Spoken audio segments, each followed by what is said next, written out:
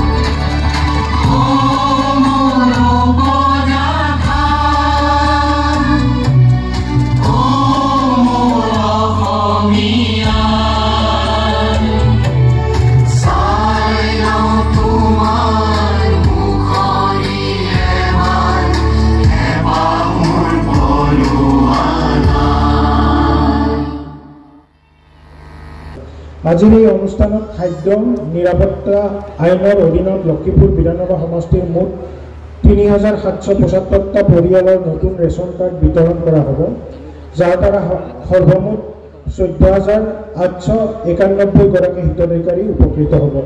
ইয়াৰ পূৰ্বে ৰাষ্ট্ৰীয় খাদ্য সুৰক্ষা আইন ২০১৩ৰ অধীনত লক্ষীপুৰ বিধানসভা সমষ্টিৰ সৰ্বমুঠ ৬২,৮৯৪টা পৰিয়ালে অন্তৰ্দয়া অন্ন যোজনা আৰু অগ্ৰাধিকাৰপ্ৰাপ্ত পৰিয়াল ৰেচন কাৰ্ডৰ দ্বাৰা সৰ্বমুঠ ২,১৭,৭২৮ গৰাকী হিতাধিকাৰী উপকৃত হৈছে।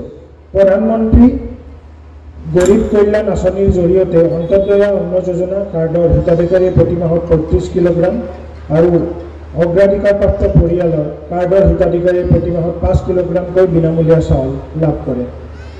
বৰ্তমান ৰাজ্য চৰকাৰে অসমৰ ৰাজহুৱা বিতৰণ ব্যৱস্থা স্বচ্ছ আৰু নিকা কৰাৰ উদ্দেশ্যে প্ৰতি মাহৰ ১ তাৰিখৰ পৰা ১০ তাৰিখলৈ অন্য সেৱা দিন হিচাপে নিৰ্ধাৰণ কৰিছে। উক্ত দিনকেইটাত EPOS মেচিনৰ জৰিয়তে সুলভ মূল্যৰ দোকানীসকলে গ্ৰাহকসকলৰ বিনামূলীয়া চাউল বিতৰণ কৰে। উল্লেখযোগ্য যে অলপ সময় পিছতে অসমৰ মাননীয় মুখ্যমন্ত্ৰী মহোদয়ে লখিমপুৰৰ পৰা তেওঁৰ লাইভ ষ্ট্ৰিমিং কৰিব আজি ৰেচন কাৰ্ড বিতৰণৰ। তাৰ পৰৱৰ্তী সময়ত আমি আমাৰ লগত আজি উপস্থিত সন্মানীয় অসম চৰকাৰৰ খাদ্য আৰু অসামৰিক বিভাগৰ যোগান ব্যৱস্থাৰ মন্ত্ৰী ডাঙৰীয়াৰ আমি বক্তব্য শুনিম। ধন্যবাদ। আজি সঁচাকৈয়ে লখিমপুৰবাসীৰ বাবে এটা আনন্দৰ দিন যে আজি এই লখিমপুৰ সমষ্টিত নতুনকৈ ৩,১৭৫টা পৰিয়ালৰ মাজত নতুন ৰেচন কাৰ্ড বিতৰণ কৰা হ'ব, যাৰ ফলত ১৪,৯৮১জন হিতাধিকাৰী উপকৃত হ'ব। অসম চৰকাৰে দুখীয়া জনগণৰ কাৰণে যথেষ্টখিনি আঁচনি গ্ৰহণ কৰিছে। সেই আঁচনিৰ এক অংশ হিচাপে আজি এই দ্বিতীয় পৰ্যায়ৰ নতুন ৰেচন কাৰ্ডৰ যি আনুষ্ঠানিক বিতৰণ কাৰ্যসূচী আমাৰ লখিমপুৰ সমষ্টিৰ সন্মানীয় বিধায়ক তথা অসম চৰকাৰৰ মাননীয় মন্ত্ৰী মহোদয়ে আপোনালোকৰ আগত বিতৰণ কৰিব। তাৰ আগতে আজি এই অসম চৰকাৰে গ্ৰহণ কৰা এই দ্বিতীয় কাৰ্যসূচীটো পোনপটীয়াভাৱে লখিমপুৰৰ পৰা অসমৰ সন্মানীয় মুখ্যমন্ত্ৰী মহোদয়ে আপোনালোকৰ পোনপটীয়াভাৱে আপোনালোকক সম্প্ৰচাৰ কৰা হ'ব। গতিকে মই বেছি নকওঁ, যাতে যিসকল আজি বেনিফিচিয়াৰী লাভৱান হৈছে সেইসকলক আমাৰ ফালৰ পৰা জিলাৰ ফালৰ পৰা মই শুভেচ্ছা জনাইছোঁ। অসম চৰকাৰৰ প্ৰতি তেওঁলোকৰ দায়বদ্ধ থাকিব লাগে। অসম চৰকাৰৰ তেওঁলোকৰ প্ৰতি দায়বদ্ধতা আছে। অসম চৰকাৰে সেই তেওঁলোকৰ প্ৰতিটো ফেমিলি বা প্ৰতিটো জনসাধাৰণৰ কাৰণে যি আঁচনি গ্ৰহণ কৰিছে সঁচাই শলাগ ল'বলগীয়া।